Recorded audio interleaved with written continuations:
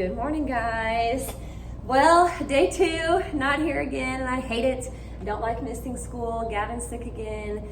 Brandon, my husband's got meetings all day at work, so I'm gonna be stuck at home with Gav today again, but that's all right.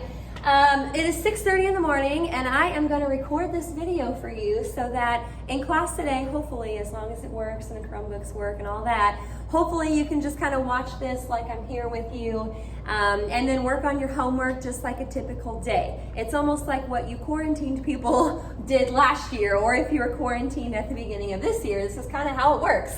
You watch me teach, you take notes just like we do in class, and then you work on your assignment. So this is the 4th part of P.1. And once we get through P2, which I think is just a couple days, we'll have our first quiz, maybe by the end of this week. We'll see how it goes. I'm gonna go ahead and start with one definition, and then I've got like a step sort of to put up here after this. What we are talking about in part 4 is a point of intersection. Now again, this is still chapter P. This is kind of pre-calc stuff here. I'm not sure that we ever had a lesson in pre-calc exactly like this, but I'm sure we'll catch on pretty quick. It's a point that satisfies both equations. We're going to be finding these points algebraically again by hand. It's going to ask us to show work. But if you had a graph to look at, the point of intersection would basically just be where the graphs touch. That's just kind of what the name says, point of intersection. Okie doke. Now, to find the POI, point or points of intersection, sometimes there's more than one, you want to solve the equations simultaneously. Solve the equations simultaneously. That means at the same time, simultaneously. All right, we're gonna have, I believe, just 3 examples. I tried to shorten it up a little bit since this is kind of weird today, but we're gonna make it work. So directions will be the next thing up here, and they'll be good for the whole lesson. I guess if I get going too fast today, you can just pause me. So that'll work out nice. Directions say, find the point or points of intersection, and as usual, we got to show work. Find the point or points of intersection, show work. Okie doke. Well, here is the first one. Example 1. 2x minus 3y equals 13, and then 5x plus 3y equals 1. This is definitely a pre-calc or even an algebra type of question. If we're going to have to solve these equations simultaneously, this kind of goes back to what we learned in algebra, something called a system of equations. There's different ways to solve a system. We had substitution, we had elimination, and we had graphing. Nobody probably wants to graph unless they have to. You don't really have to here. Probably looking at this negative 3y and positive 3y, probably the best way to solve this is by elimination. Anytime you have opposite terms like that, elimination's your best bet. So I'm just going to get right to it. I'm going to add these equations up, and when I do that, I'm going to be left with a 7x. These drop out, so it equals 14. Divide by 7, and looky there, x equals 2. The answer to this is going to be a point. Sometimes it's more than one. This is just going to have one. So the x value of this point is 2, but we still have to find y. So you can take either equation up here. I think I took the bottom one, replace x with 2. So it's 5 times 2 plus 3y equals 1. This is going to be a 10. So subtract 10 and then divide by 3. So y equals negative 3. As an ordered pair, that would be 2, negative 3. Okay, not too bad. Now, the catch is today, we're going to run into some equations that are not just linear. These are both just two lines that cross in one place. We're going to head on over to example 2. The bottom equation looks linear, but the top one is not. X squared plus y squared equals 25. That's actually a circle. And the other equation says 2x plus y equals 10.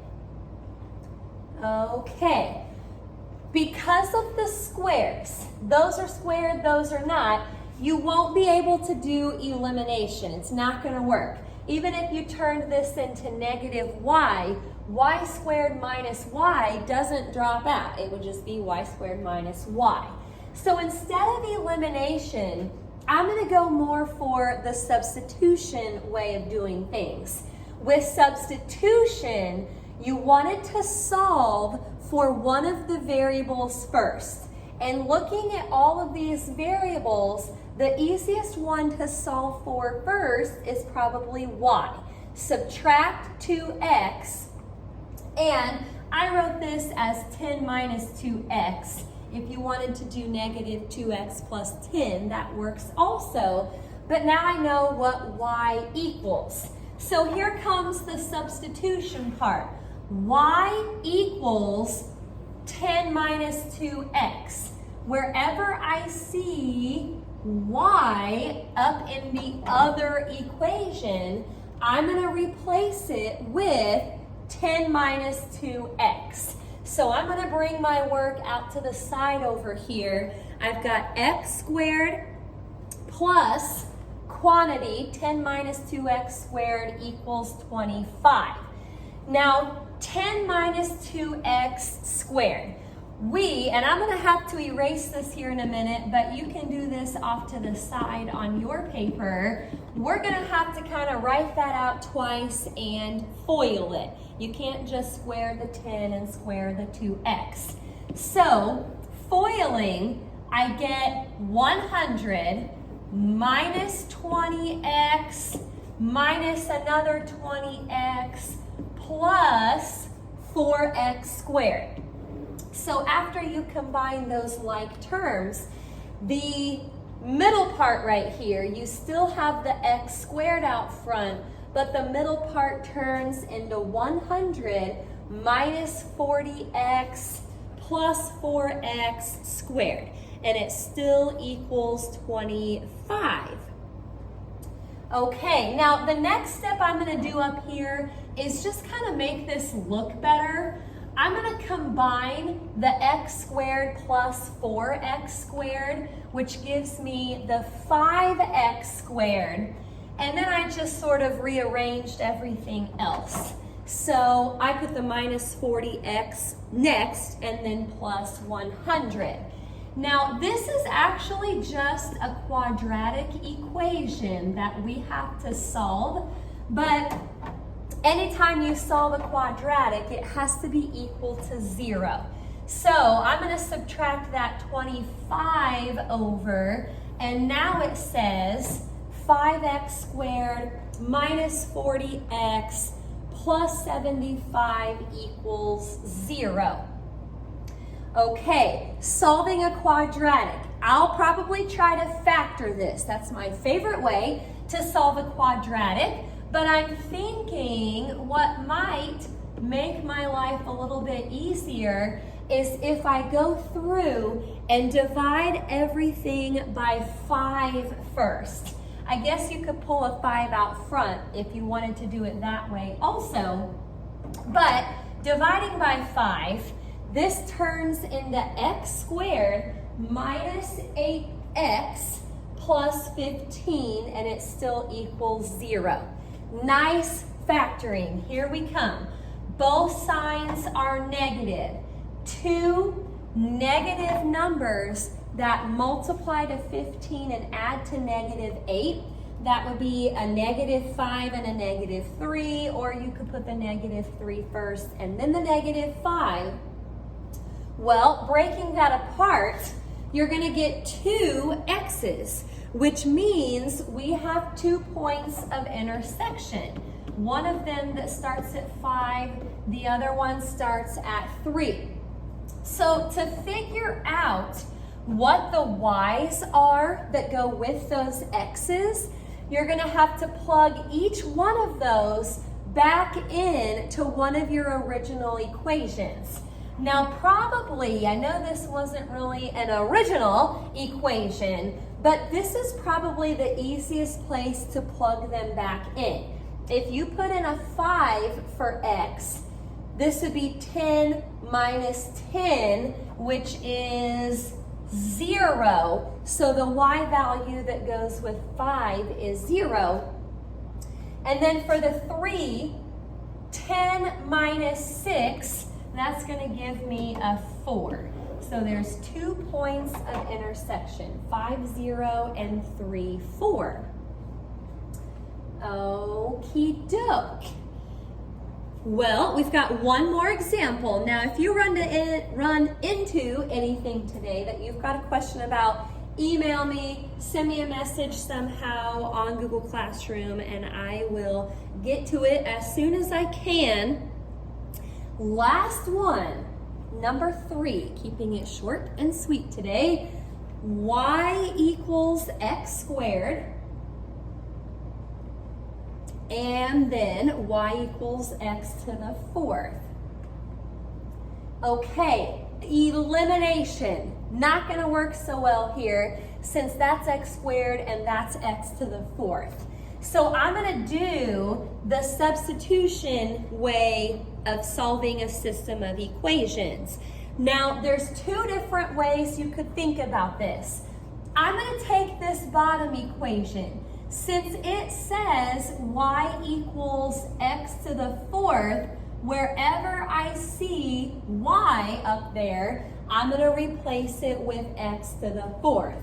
So it now says x to the 4th equals x squared. This is not a quadratic equation. This is to the 4th power here. But I still need to kind of get this equal to 0 before I can do anything with it. So that means I subtract the x squared, and I probably can do a little bit of factoring up here. It looks like there's a GCF that we could pull out front. Both of these terms have an x squared in common. So let's pull that out front, and now we can solve it for x. So you can go ahead and break those apart right now. X squared equals 0, x squared minus 1 equals 0. By the time you square root, you get a 0 over here. Add 1 and square root. Don't forget the plus or minus. So that would turn into plus or minus 1. There's going to be 3 points of intersection. Now on the PowerPoint, instead of breaking it apart at that point in the problem, I actually factored this one more time using a difference of squares, but it doesn't really matter. We still get back the same x's. So all we have to do is plug each one of those back in to either equation and figure out what y is. So if I take this 0 right here, wherever I see, and I'm just going to use the top equation for mine, wherever I see x, replace it with 0. 0 squared is 0.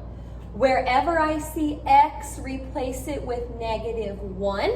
The entire -1 squared would turn into +1. And then coming back up here, wherever I see x, replace it with 1. 1 squared is just 1.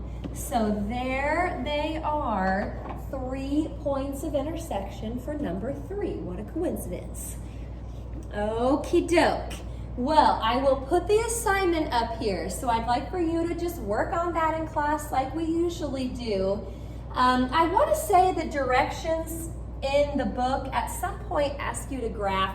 You don't have to graph anything today. We're just solving these equations simultaneously. Okay, let me know if you've got any questions and we'll go over this assignment tomorrow.